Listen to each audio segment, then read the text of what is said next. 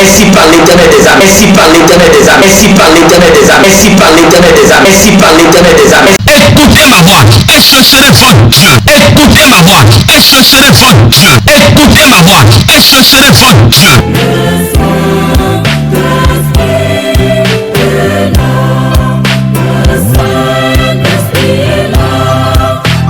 Alléluia.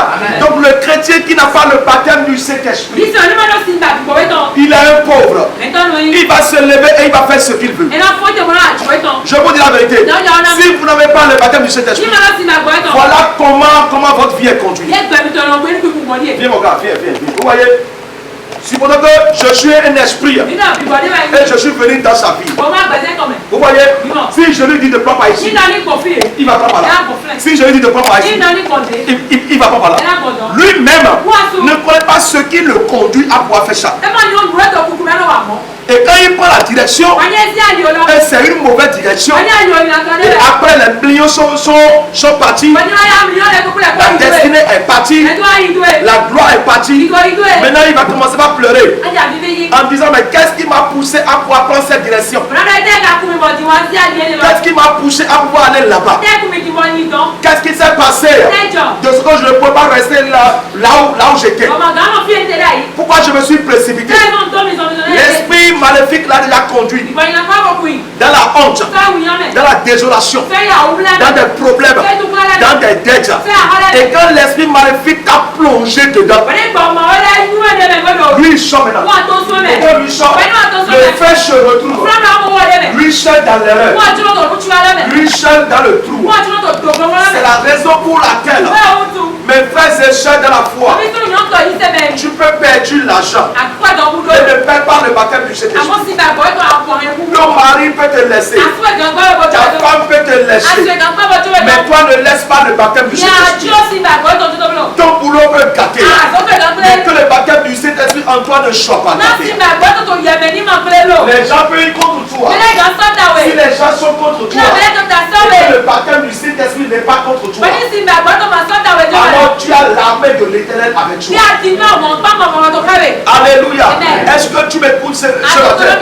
C'est ça qui est le garantie, la foi du prophète Meshach Amashia. Alléluia. Je vous dis la vérité. Ce qui est en moi, ce n'est pas l'argent. Ce qui est en moi, ce n'est pas de l'or. Mais ce qui produit la direction de l'or et d'argent. Ce qui enseigne la vie éternelle. Ce qui enseigne le salut. Ce qui donne de vie aux âmes mortes. C'est tel qui est en moi. C'est pourquoi je dis une chose.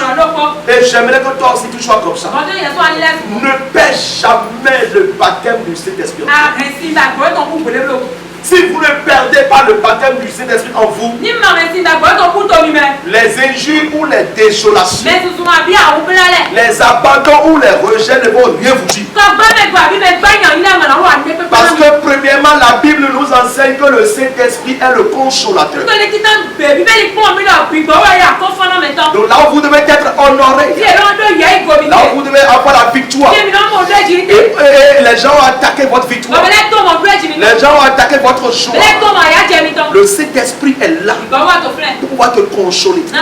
C'est lui, il est là pour te dire que mon enfant, moi ton consolateur, que Dieu a envoyé, et toi, je suis avec toi. Tel que l'Esprit Saint a dit à Marie, tel que l'ange a dit à Marie, il a dit Marie, n'aie pas peur, ne crains pas, car le Saint-Esprit avec toi. Je vais parler à quelqu'un.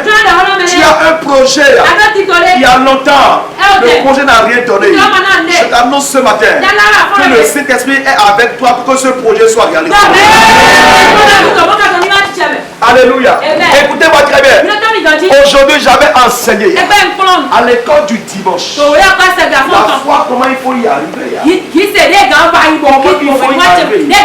je vous avais dit aujourd'hui que chercher la richesse et laisser la bénédiction, c'est une vie aveugle. La richesse ne produit pas la bénédiction. C'est la bénédiction qui produit la richesse. C'est pourquoi la Bible dit que c'est la bénédiction de l'Éternel qui enrichit. Je vous avais dit que quoi que soit tout ce que vous faites, regardez nos frères, nos voisins consanguins musulmans. Les musulmans ne se lèvent jamais en une journée et font les activités sans la prière. Parce qu'ils ont compris que c'est Dieu qui bénit. Et la bénédiction devient la richesse. Alléluia. Si vous voulez prospérer dans votre vie, si vous voulez avoir des différentes sortes de bénédictions dans votre vie, je vous dis la vérité. Ne manquez jamais la maison de l'Éternel. C'est pourquoi le psalmiste David dit: je suis content quand on me dit allons à la maison de mon Père Céleste.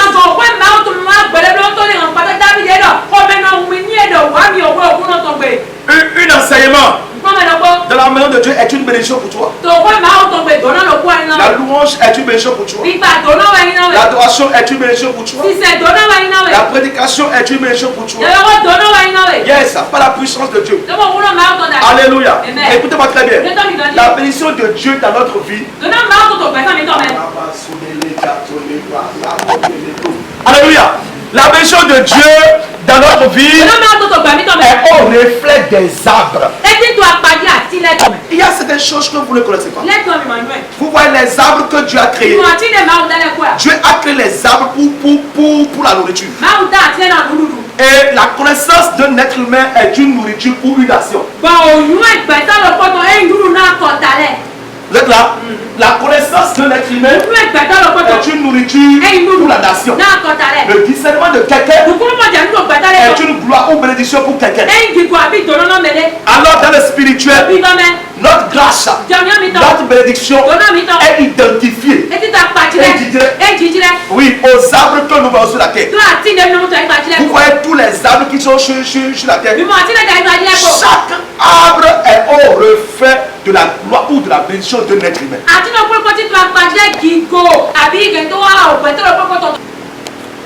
Donc, je vous donne ceci comme exercice. Des fois, il faut prier. Dis Seigneur, ma grâce est auquel reflet. Ma grâce est au reflet de quel arbre? Alléluia. Dieu, il est rempli d'amour. Il va te montrer.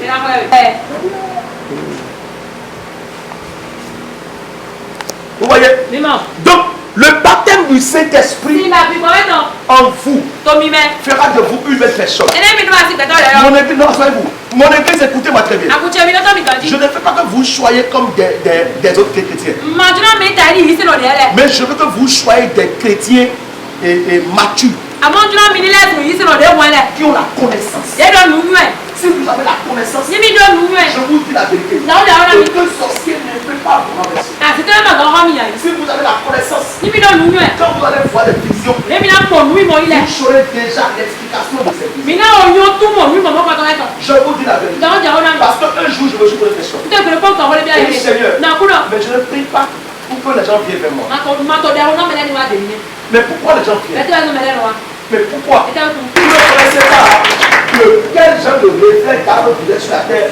Vous n'en saurez pas comment préserver votre vie. Vous n'en saurez pas comment prier. Vous n'en saurez pas comment mener des efforts dans le spirituel pour préserver si c'est une grâce ou pour déraciner si c'est une mauvaise chose.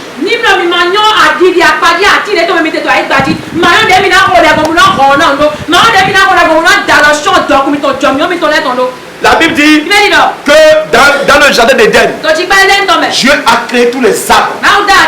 Mais Dieu a dit à Adam et Ève, quel arbre de connaissance du bien et du mal ne mangez pas. Quand vous allez manger, vous allez mourir. Manger ça veut dire quoi? Ne l'écoutez pas. Ceux qui m'écoutent ce matin sont en train de manger de mes connaissances. Vous êtes là? Donc l'arbre de la connaissance du bien et du mal dont Dieu parlait. c'est le diable. Le diable connaît une bonne chose. Il connaît aussi des mauvaises choses. Mais pourtant il a décidé de faire la mauvaise chose. Il a décidé de faire le mauvais. Alléluia. Donc Dieu, pour ne pas dire à Adam et Ève, n'écoutez pas le diable. Vous voyez ce table qui est au milieu là. Vous voyez ce table qui est au milieu là. Il parlait du diable.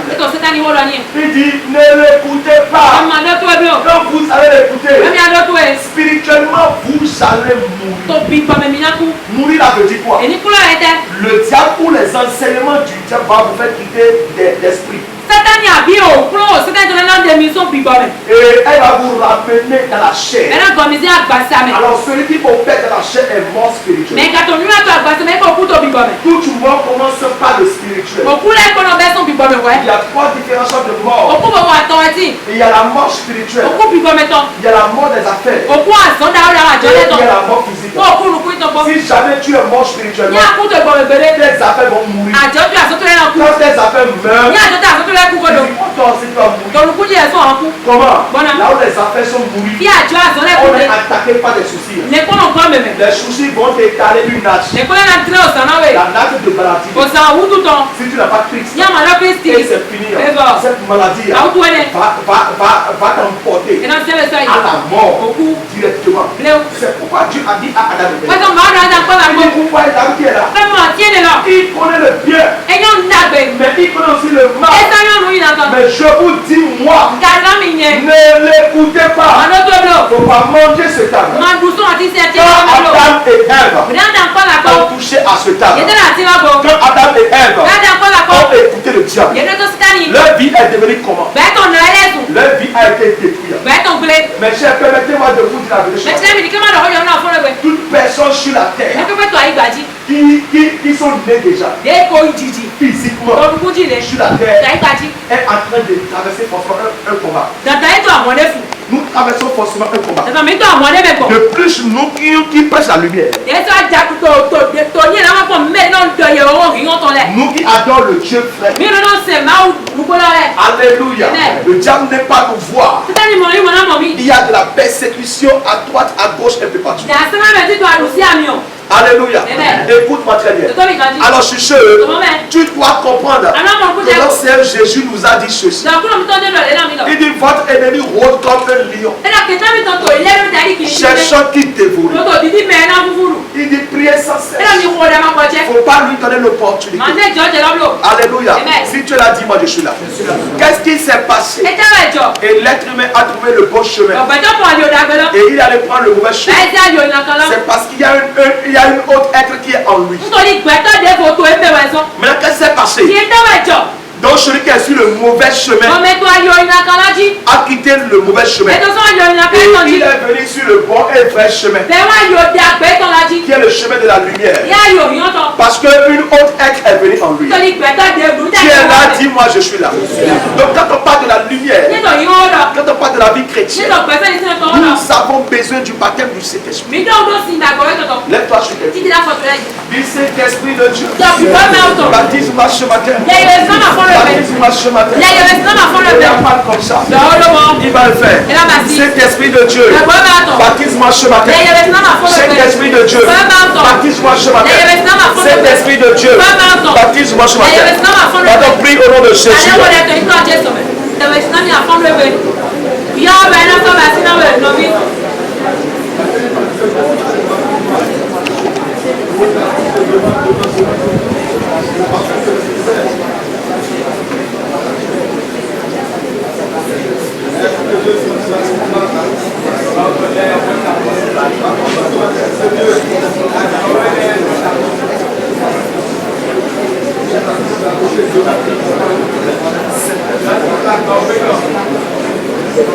Au nom de Jésus-Christ, dit Amen.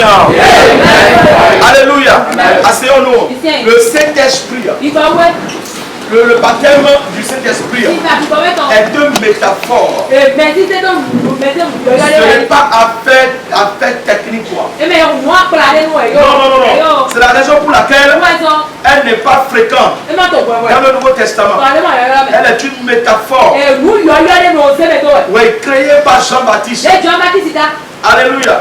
Qui lui affectionnait tout particulièrement et peut utiliser une seule fois dans tous ses écrits. Alléluia. Jean-Baptiste connaissait très bien ce qu'on appelle le baptême du Saint-Esprit. Jean-Baptiste même a reçu le baptême du Saint-Esprit. S'il n'a pas recevoir cela, il ne pouvait pas faire sortir le baptême d'immersion. Le baptême d'immersion n'existait pas dans l'Ancien Testament. Non, mais Jean est venu avec un nouveau baptême. C'est ce qu'on appelle le métaphore. Alléluia. Jean est venu avec un nouveau baptême. Et ce nouveau baptême nous enseigne la mort et la résurrection avec Christ. Et maintenant Jean a dit, il y a quelqu'un qui va venir après moi. Lui, il va vous baptiser avec le Saint-Esprit. Alléluia. Dis Amen.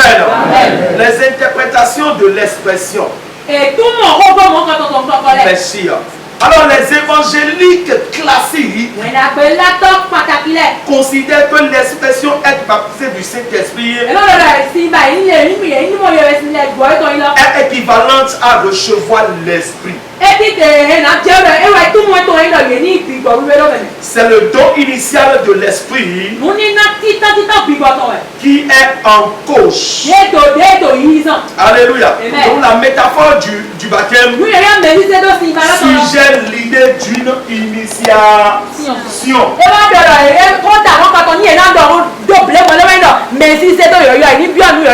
Alléluia. Donc quand le chrétien est venu en Christ, la première des choses que le chrétien va chercher après avoir reçu Christ, c'est de pouvoir chercher à avoir le baptême du Saint-Esprit. Le chrétien qui n'a pas reçu le Saint-Esprit, le chrétien qui n'a pas reçu le baptême du Saint-Esprit, s'il veut parler à son prochain, il ne va pas regarder derrière. S'il fait erreur, il ne peut jamais demander pardon. Il ne se constate jamais en erreur. Il ne pardonne pas son prochain. Il rend le mal par le mal. Il ne partage pas avec son frère. Le chrétien qui n'a pas le Saint-Esprit, le chrétien qui n'a pas reçu le baptême du Saint-Esprit, il est rebelle dans l'église. Parce que lui il est dans la chair. Et les autres ont reçu un nouveau ordre. Lui, le chrétien qui n'a pas reçu le baptême du Saint-Esprit demeure avec le vieil homme. Alléluia. Le vieil homme est le vieux comportement. Mais le nouveau homme est le nouveau comportement des cieux que nous avons reçu dans le Nouveau Testament de la part de notre Seigneur Jésus-Christ.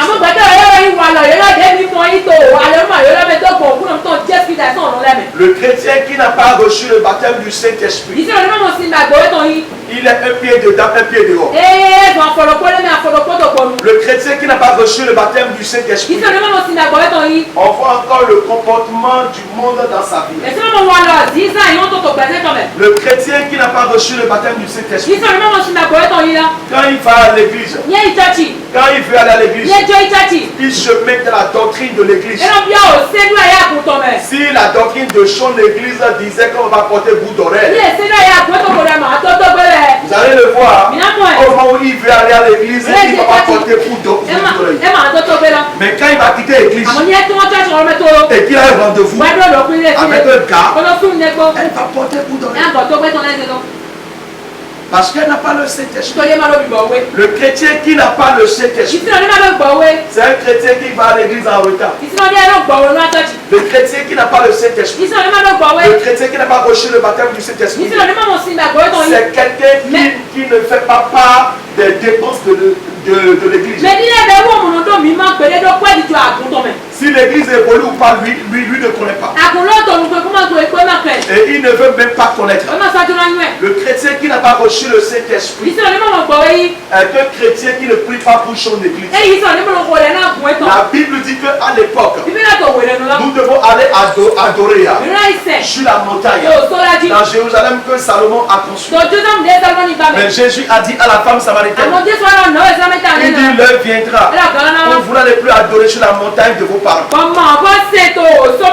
Mais vous allez adorer sur la montagne que vous ne connaissez pas. Maintenant il dit, mais vous recevez une puissance. Le Saint-Esprit surviendra sur vous. Et vous serez mes témoins. Vous allez évangéliser. Vous allez baptiser les vies. Dieu l'a dit, moi je suis là. Depuis le jour où nous avons reçu le baptême du Saint-Esprit, nous sommes devenus la première église. Donc le chrétien qui a reçu le baptême du Saint-Esprit, debout comme ça, il est église. Comment quelqu'un qui est église va négliger l'adoration? Comment quelqu'un qui est église va être en retard pour aller au milieu de l'assemblée des saints, au milieu de l'assemblée de ceux qui ont reçu le baptême du Saint-Esprit?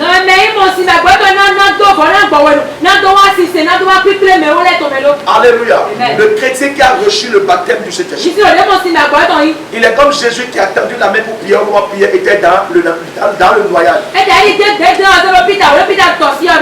Le chrétien qui a reçu le baptême du Saint-Esprit, il a pitié pour son frère. Il a pitié pour sa soeur. Le chrétien qui a reçu le baptême du Saint-Esprit, il ne tire rien avec son frère ou sa soeur en Christ. Le chrétien qui a reçu le baptême du Saint-Esprit, quand on met pied sur ses pieds, il ne peut pas constater. Pourquoi? Parce qu'il n'est pas dans la chair. Il est en esprit. Mais on a mis pied sur sa chair.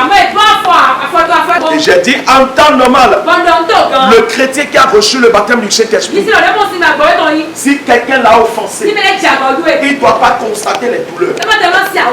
Pourquoi? Parce qu'il n'est pas dans le monde des offenses. Jésus a pardonné sur le champ. Il a dit, Père, pardonne-leur, car ils ne savent pas ce qu'ils font. Le chrétien qui a reçu le baptême du Saint-Esprit, si on le doit et puis on n'arrive pas à le payer, il ne condamne pas la personne, mais il prie et il dit, Seigneur, telle personne m'a oublié et tu sais que c'est mon droit. Seigneur, va sur son cœur. Si peut-être ce dernier ne réagit pas, toi chrétien qui a reçu le baptême du Saint-Esprit, tu peux l'appeler. Cher, comment tu vas? Il y a 3 jours, on s'est oublié finalement. Je vais te saluer seulement. C'est fini. S'il est sage, il va comprendre. S'il n'est pas sage, à Dieu soit la gloire. Quelqu'un n'a pas dit à Dieu soit la gloire. Donc le chrétien qui a reçu le Saint-Esprit, il ne rend pas le mal, pas le mal. Non, le chrétien qui a reçu le Saint-Esprit ne prie pas le droit de l'autre. Mais non, le chrétien qui a reçu le Saint-Esprit ne manifeste pas l'hypocrisie. Le chrétien qui a reçu le Saint-Esprit, c'est quelqu'un qui a porté en lui une nouvelle personne. Parce que la Bible dit que quand nous sommes venus en Christ, nous sommes devenus une nouvelle créature. Nous sommes devenus une nouvelle créature. Et les choses anciennes sont passées. Mais qu'est-ce qui s'est passé? Et maintenant le chrétien qui est venu en Christ, qui a reçu le baptême du Saint-Esprit, et nous le voyons à l'église. Après cela, juste après le culte, on voit que la tension a changé. Et le frère en Christ, la soeur en Christ, sa langage a changé. Et les paroles commencent pas à sortir. Ce sont des paroles amères. Ce sont des paroles arrogantes. Mais qui était encore un moment où on t'avait vu dans l'église. Où était parti le Saint-Esprit qui était en toi? Alléluia. Donne-moi amen. Pardon, donne-moi amen. Mais chers dans la foi, ne s'amusez pas avec le Saint-Esprit en vous. Ne s'amusez pas avec le baptême du Saint-Esprit en vous. Pourquoi vous vous minimisez? Pourquoi vous dites que que vous n'êtes pas des vrais chrétiens? Pourquoi vous dites en vous-même que vous n'avez pas le Saint-Esprit? Ou bien vous voulez vous voir en train de produire des miracles? Mais vous produisez des miracles tous les jours. Une fois que vous priez pour votre vie, et vous avez la foi que Dieu exauce vos prières, c'est un miracle. Alléluia. C'est un miracle. Une fois que vous ne demandez pas, une fois que vous ne volez pas, et ce que vous devez manger, Jésus même a dit ça. Donne-nous notre pain quotidien. Et le pain a envoyé. Les Israélites ont demandé la manne. La manne est descendue jusqu'à ce que les veaux sont remplis. Pas de nourriture. Donc une fois que tu sais que Dieu exauce tes prières, mais qui t'a dit que tu n'es pas un chrétien? Tu es un chrétien, mais ce qui te manque est que tu ne connais pas qu'il y a une nouvelle personne qui t'a incarné. Alléluia. Une nouvelle personne t'a incarné. C'est pourquoi j'ai du mal à faire cette chose. Et alors je te parle maintenant. Je prie qu'il n'a qu'à beaucoup m'aider maintenant. Je suis en train de te parler. Mais il est en train de m'amener dans une autre dimension. Il m'amène dans une autre dimension. Le baptême du Saint-Esprit. Mais ça, vous pouvez renouveler votre baptême du Saint-Esprit. Pas d'imposition des mains. C'est pourquoi je suis en train d'imposer des mains à cette personne. Vous pouvez renouveler votre baptême du Saint-Esprit en pratiquant la sainteté. Vous pouvez renouveler votre baptême du Saint-Esprit. Écoutez-moi très bien. Si vous vous constatez qu'un temps est arrivé, je l'avais dit ce matin à l'école du dimanche. J'ai dit, tu as constaté que la prière ne monte pas du tout. Parce que les choses ne changent pas. J'ai dit, il faut faire quoi? Il faut faire quoi? Il faut s'agenouiller. Il faut s'agenouiller. Il faut changer la méthode de parler à Dieu. C'est ça, non? Il faut changer la méthode dont tu parles à Dieu. Et maintenant tu vas commencer par lui parler à genoux. Tu vas commencer par lui parler à genoux. Tu vas commencer par lui parler sur tes deux genoux. Parce que le Saint-Esprit n'est pas les toi. Vous savez que facilement nous attristons le Saint-Esprit. Et quand tu attristes le Saint-Esprit, et il part au Dieu. Quelqu'un va dire au Dieu. Quand tu attristes le Saint-Esprit, et il part, avant qu'il revienne, mais il faut geler 3 jours sans manger, sans boire de l'eau.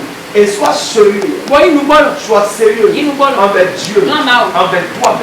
Tu vas voir que dans l'humilité et sur les genoux, il va revenir. Mets-toi à genoux.